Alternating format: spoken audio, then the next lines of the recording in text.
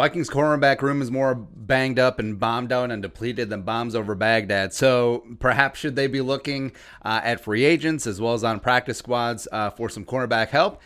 I think they should. So here's a list of 5 cornerbacks, but really 5.5 that they should inquire upon and possibly acquire. So number 1, Nate Meadors. Jaguars practice squad safety. Yeah, so 2019 UDFA coming out of the University of UCLA, was a cornerback, was converted to safety in training camp this season, was let go, vacillated, brought back, but 5'11" to $194, went undrafted 2019, snatched up by the Vikings, had a phenomenal camp, had a great preseason as well, had 9 tackles and a pick on 109 defensive snaps in the preseason last year, as well as a robusto 16.7 quarterback rating when thrown at. It was great. It's phenomenal. Initially was on the practice squad, called up at various points of the season, weeks 2 and 3, as well as divisional round against the Niners. Played 47 total snaps over 3 games, 11 on defense, 36 on special teams. So has some experience in the system, would be able to hit the ground running right away. Would make a ton of sense. Next up, cornerback number 2 that the Vikings should acquire, Cordrea Tankersley, Dolphins practice squad. Now, 26 years old, 6'1", 200, was a 2017 third-round pick out of the Clemson University, was teammates with Mack and J-Ron Curse back in the day. Now, he's had some bad injury luck.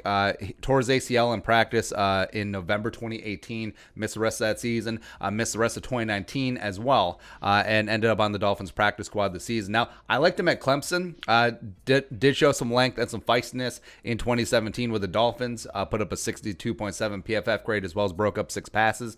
Not a twitched up athlete, and that could potentially even suffer even more if that ACL is still bothering him, but give him a look-see. I think that he could potentially be in that J-Ron Curse mold. Now, he's certainly not as tall as long as J-Ron, but could serve as that slot third safety-esque type role. Next up, cornerback number 3 that the Vikings should acquire upon, Captain Munnerlyn.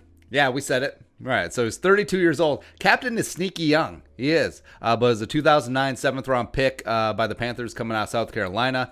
Signed a free agent deal when the Zimmer regime started here. Played 3 seasons here before being replaced by Mackenzie Alexander coming out of Clemson. Yeah, just feeling that Clemson-South Carolina rivalry. But played here for 3 years. Eventually went back to Carolina for a couple years. Spent 1 season in camp with the Bills. It's whatever. Now, this also applies for 42-year-old Terrence Newman, who recently was 2018 Vikings assistant defensive backs coach. So, I mean, guys who know the system inside and out. And also, would you trust either of them more than Holton Hill? I kind of would. Street free agents coming off the couch, 42-year-old Terrence Newman or 32-year-old Captain Munnerlyn. Let's go. Let's go. Next up, free agent option number 4 for the Vikings to acquire at cornerback, Xavier Crawford. So not a free agent, but off the Bears practice squad. 24 years young, 5'11", a $187.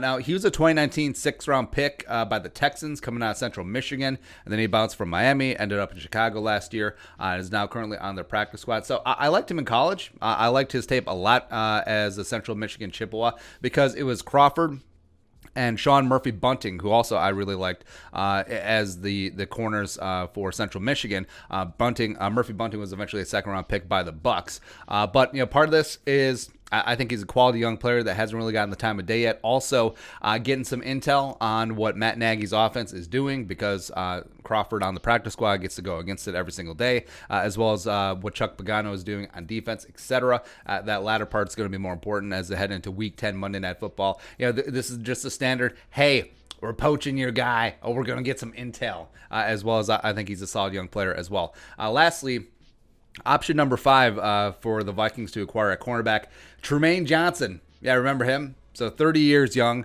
6'2", 213, former 2012 third-round pick out of the University of Montana, go Grizzlies, by the Rams. He actually had 6 really good seasons by the Rams, and they actually even franchise tagged him twice. Couldn't come together on a long-term deal, ended up with the Jets, but his best season was 2015, PFF grade of 79.8, as well as only allowed a quarterback rating of 55 when thrown at. And then 2018, inked up that 5-year, $72.5 million deal with the Jets, which Jets, Right. First year was okay, then got hurt. Second year was meh, then got hurt. Cut and parted ways. Has 23 career interceptions, 74 career passes broken up. Now, I do like him. I liked him back at Montana. I think that he was solid with the Rams for a while. Just a great press cornerback, great length as well, but hasn't really gotten that interest in free agency. Yeah, part of it you could blame on COVID. He was recently on the Panthers practice squad for a week before they let him go. So is he really checked out? Is he really dialed in at this age? He already got his money. Is the injury problems creeping up? Is that a problem? Worth checking out. I think the guy is extremely talented. Maybe has a little bit left, even at 30 years young. So see from there. But yeah, the Vikings do need to answer some questions at that cornerback room because either they're young, inexperienced, been getting burned, or they're injured. So I mean, pick your poison at this point. But that's it. Those are 5 quarterbacks that the Vikings should inquire and potentially acquire. What are your thoughts? Let us know in the comment section below. Subscribe for daily Vikings takes. Want to support that work? Pull some of the Venmo. But until next time, Skull, production value.